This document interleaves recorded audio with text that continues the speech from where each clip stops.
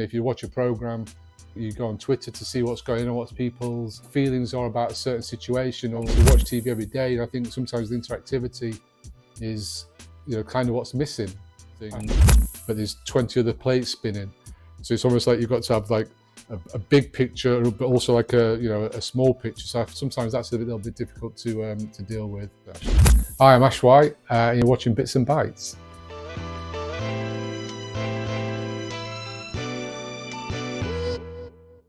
Hello and welcome back to yet another episode of Bits and Bytes, a web series that takes you into the ever-evolving world of tech through a series of bite-sized Q&As featuring professionals within the streaming space.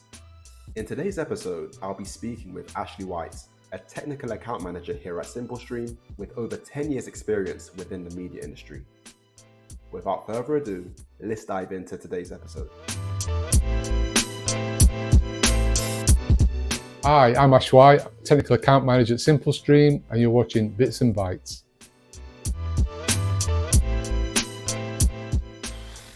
Tough question.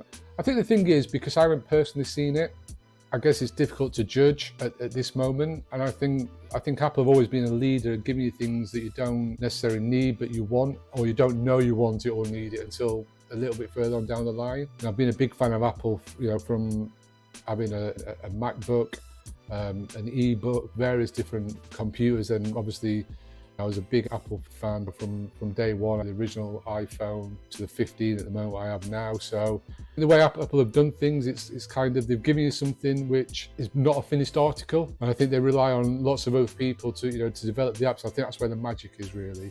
I think until the third-party developers really get on board and give you something that you want, then I think that's where you'll probably see a big growth in that. Also, the price is very expensive. What is it, $4,000, which just seems very expensive. And is it going to take over your laptop? Is it going to take over your iPhone, your iPad? It could do in the future, but I think we're at a stage where it's probably too early to tell. I mean, Apple don't make many mistakes, and obviously I think June is the next Apple show, so I think that'd be really interesting to see what they've got planned for that, because I'm sure there's going to be some big announcements and some big third-party people on board. So I think that'd be really interesting.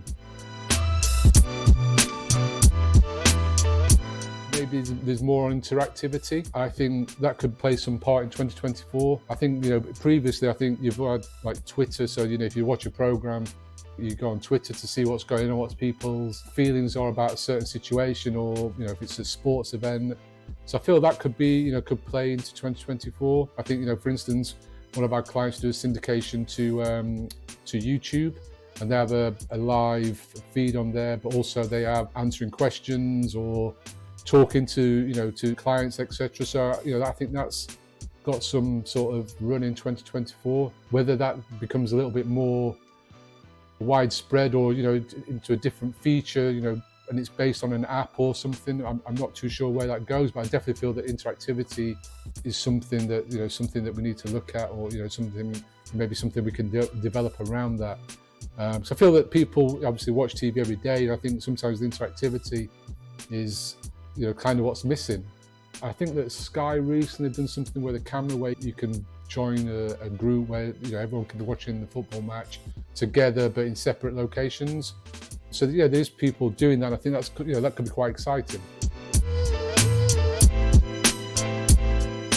I don't think it's moving too fast. Well, there's always progression, which is great. But I think sometimes it's the admin side, keeping abreast of things and keeping on top of things and making sure everything's documented, and the changes or information is passed around to the correct people. I think sometimes that's more difficult to get on top of.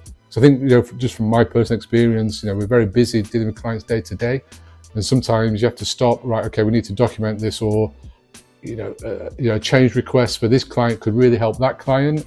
And I think sometimes you focus so much on your own client, you kind of forget, because it's not your client, but I think it's important to pass that information to everybody else, because, it could really help another client. So I think sometimes that's the difficult side of it, because you kind of focused on one thing, but there's 20 other plates spinning. So it's almost like you've got to have like a big picture, but also like a small picture. So sometimes that's a little bit difficult to deal with. But I don't think it's moving too. I mean, it's always moving, which is great. That's what makes the industry exciting. There's always movement. There's always things going on. changes in certain, in certain areas. So, it's exciting, but again, sometimes it's difficult to keep on top of everything, all the movement. And that concludes today's episode of Bits and Bytes. If you're keen to learn more on any of the topics discussed within today's episode, feel free to visit simplestream.com and check out our blog section. As always, feel free to like, comment, share, or subscribe. I've been your host, John Burnett. Until next time.